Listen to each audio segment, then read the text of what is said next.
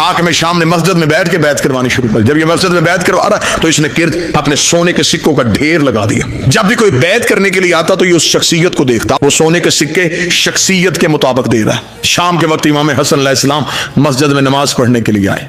जब देखा, इसने कहा अच्छा तो हसन आप इसलिए ताखीर से आए, शायद मेरे खजाने खाली हो जाएं। इसने कहा हसन अगर आप बैत नहीं भी करते फिर भी ठीक है। इसने अपने नौकर से कहा सुबह से लेकर शाम तक जितना खजाना तकसीम किया उसका दुगना कर, हसन के कदमों पे ढेर कर। इमाम हसन के कदमों पे सोने के सिक्कों का ढेर आया।